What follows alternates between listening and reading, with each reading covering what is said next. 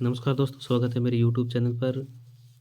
सामाजिक विज्ञान का ये मॉडल पेपर है कक्षा 10 का, जो वार्षिक परीक्षा बोर्ड एग्ज़ाम है, उसको लिए बहुत ही महत्वपूर्ण होने वाला है। सत्र 2022-23 का है। तो आइए सभी प्रश्न एक-एक करके सभी प्रश्न देखते हैं। तो पहला प्रश्न है, पूना पैक्ट किन 2 नेताओं के मध्य हुआ था? तो यहाँ हो जाएगा गांधी जी और बी.आर. अम्बेडकर के मध्य, यानी कि स ऑप्शन है वो सही हो जाएगा। नेक्स्ट दूसरा प्रश्न है, निम्न में से किस वर्ष वीना में एक शांति संधि का आयोजन किया गया था? तो यहाँ हो जाएगा 1815 में। नेक्स्ट तीसरा प्रश्न है, सन 1885 में यूरोपीय देशों ने मानचित्र पर लकीरें खींचकर किस महाद्वीप को आपस में बांट लिया था? तो ये हो जाएगा अफ्रीका को। चौथा प्रश्न है, नवीकरणीय योग्य संसाधन है। तो नवीकरणीय योग्य संसाधन ये सभी है। पवन ऊर्जा है वो नवीकरणीय है, वन है नवीकरणीय है, जल है वो भी नवीकरणीय है। तो ये सभी द ऑप्शन है वो सही हो जाएगा। नेक्स्ट पांचवा प्रश्न है, निम्न में से किस राज्य की लाल लेटराइट मृदाएं काजू की फसल के लिए उपयुक्त है? तो यहाँ हो जाएगा तमिलनाडु, आंध्र प्रदेश, केरल, उपयुक्त सभी। तो ये तीनों ही राज्यों में उपयुक्त है। नेक्स्ट छठा प्रश्न है, निम्न में से कौन सी प्रजाति संकटग्रस्त है? तो यहाँ हो जाएगा ये सभी, यानी कि मणिपुरी जो हिरण है वो भी संकटग्रस्त है, गैंडा भी संकटग्रस्त है, शेर की पूंछ वाला जो बंदर है वो भी संकटग्रस्त है। तो यहाँ द ऑप्शन सही हो जाएगा, उपयुक्त सभी। नेक्स्ट है, श्रीलंका का सबसे प्रमुख सामाजिक समूह कौन सा है? तो वो हो जाएगा सिंहल। नेक्स्ट सातवां प्रश्न है, संघात्मक शासन प्रणाली में अधिकारों का विभाजन होता है केंद्र और राज्यों के बीच में। नेक्स्ट है 9वां प्रश्न, निम्न में से किस समाज सुधारक ने जातिगत भेदभाव से मुक्त समाज व्यवस्था बनाने की बात की और उसके लिए काम किया? तो यहाँ हो जाएगा उपयुक्त सभी, यानी कि बी.आर. अम्बेडकर, महात्मा गांधी और ज्योतिबा फुले, यानी कि तीनों ने ही भेदभाव मुक्त समाज की व्यवस्था को बनाने में महत्वपूर्ण योगदान दिया। नेक्स्ट है 10वां प्रश्न, निम्न में से कौन सा संगठन मानव विकास रिपोर्ट को तैयार करता है? तो यहाँ हो जाएगा UNDP। 11वां प्रश्न है, किस क्षेत्र में अल्प रोजगार सर्वाधिक मिलता है? तो यहाँ हो जाएगा कृषि क्षेत्र में। तो 12वां प्रश्न है, बहुराष्ट्रीय कंपनियों द्वारा किए गए निवेश को क्या कहते हैं? तो यहाँ कहते हैं विदेशी निवेश। नेक्स्ट है, रिक्तस्थानों की पूर्ति करो, यानी कि खाली स्थान भरने हैं। 1890 तक वैश्विक कृषि अर्थव्यवस्था सामने आ चुकी थी, यानी कि यहाँ हो जाएगा 1890। नेक्स्ट है दूसरा प्रश्न, अरुणाचल प्रदेश एवं हिमाचल प्रदेश में मिलने वाला हिमालयन एक औषधीय पौधा है। हिमालयन यव जो है वो एक औषधीय पौधा है।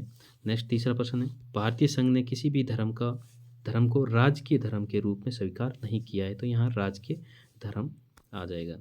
नेक्स्ट है चौथा प्रश्न, देशों का विकास के आधार पर वर्गीकरण करते समय प्रति व्यक्ति आय के मापदंड का प्रयोग किया जाता है। पांचवा प्रश्न है, कृषि क्षेत्र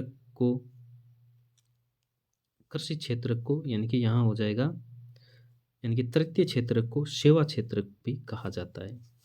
नेक्स्ट है छठा प्रश्न, विश्व व्यापार संगठन का मुख्य उद्देश्य, यहाँ विश्व व्यापार संगठन बदलेंगे, यानी कि विश्व व्यापार संगठन का मुख्य उद्देश्य अंतर्राष्ट्रीय व्यापार के तौर तरीकों को सरल बनाना। तो यहाँ आ जाएगा विश्व व्यापार संगठन। नेक्स्ट है अति लघुतरात्मक प्रश्न। तो पहला प्रश्न है, पिकेटिंग क्या है? तो ये हो जाएगा, पिकेटिंग है प्रदर्शन या विरोध का ऐसा रूप जिसमें लोग किसी दुकान या कारखाना आदि के भीतर जाने के रास्ते रोक देते हैं। नेक्स्ट है, ब्रेटन वुड्स की जुड़वा संतान किसे कहा जाता है? तो ये सो विश्व बैंक अंतर्राष्ट्रीय मुद्रा कोष को कहा जाता है, यानी कि विश्व बैंक और अंतर्राष्ट्रीय मुद्रा कोष को जुड़वा संतान कहते हैं। ब्रेटन वुड्स जो समझौता हुआ था उसी का परिणाम के बाद में इसकी स्थापना हुई थी, इसलिए इसको जुड़वा संतान कहा जाता है। नेक्स्ट है तीसरा प्रश्न, 1848 में फ्रेडरिक सोर्यू ने अपने चित्रों में स्वप्नदर्शी प्रस्तुत क्यों की? कारण स्पष्ट कीजिए। तो इसमें है कि इन्होंने अपने सपनों का एक संसार रचा जो उनके शब्दों में जनतांत्रिक गणतंत्रों से मिलकर बना था। नेक्स्ट है, बहुउद्देशीय परियोजना को स्पष्ट कीजिए। तो इसमें आता है ऐसी परियोजनाएं जो एक साथ अनेक उद्देश्यों की पूर्ति करती हो। जैसे बांध हो गए, तो बांधों से हम पानी भी प्राप्त करते हैं और बिजली भी उत्पादन करते हैं, इसलिए इसको बहुउद्देशीय परियोजनाएं कहा जाता है। नेक्स्ट है दीपा क्या है, तो यहाँ हो जाएगा छत्तीसगढ़ का बस्तर जिला और अंडमान निकोबार द्वीप समूह में की जाने वाली जो कर्तन दहन प्रणाली की जो कृषि है उसको दीपा कहा जाता है। नेक्स्ट है चौथा प्रश्न, असम, पश्चिम बंगाल, उड़ीसा में चावल की कौन कौन सी फसलें बोई जाती है, तो यहाँ हो जाएगा अमन, आस और बोरो। नेक्स्ट है सातवां प्रश्न, 1950 और 1960 के दशकों के बीच ब्रुसेल्स में दो समुदायों के बीच में प्रखर समस्या क्या थी, तो यहाँ हो जाएगी भाषाई विविधता। नेक्स्ट है आठवां प्रश्न, भारतीय संविधान में कितनी भाषाओं को अनुसूची भाषा का दर्जा दिया गया है, तो यहाँ हो जाएगी 22 भाषाओं को। नेक्स्ट है 11वां प्रश्न, मैक्सिको ओलंपिक में टॉमी स्मिथ और जॉन कार्लोस ने बिना जूतों के मोजे पहनकर पदक क्यों प्राप्त किए, तो यहाँ हो जाएगा अमेरिकी अश्वेत लोगों की गरीबी जताने के लिए। यानी कि जो अमेरिकी अश्वेत लोग हैं उसके साथ में जो भेदभाव किया जाता है, यानी कि वो ज़्यादा गरीब थे, तो उसको जताने के लिए उसके समर्थन में मोजे पहन करके ओलंपिक पदक जीते थे।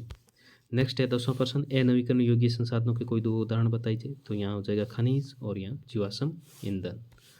नेक्स्ट है 11वां प्रश्न, तृतीय क्षेत्र की किन्हीं दो गतिविधियों के नाम बताइए, तो यहाँ हो जाएगा तृतीय क्षेत्र में संचार और परिवहन। नेक्स्ट 12वां प्रश्न है, सरकारें व्यापार अवरोधक का प्रयोग किस लिए करती है, तो यहाँ हो जाएगा विदेशी व्यापार में वृद्धि या कटौती हेतु। तो दोस्तों ये था आज का मॉडल पेपर कक्षा 10 का, जो बोर्ड एग्ज़ाम के लिए बहुत ही महत्वपूर्ण है। अगर मेरा वीडियो अच्छा लगा है तो इसको शेयर और सब्सक्राइब ज़रूर करें। धन्यवाद।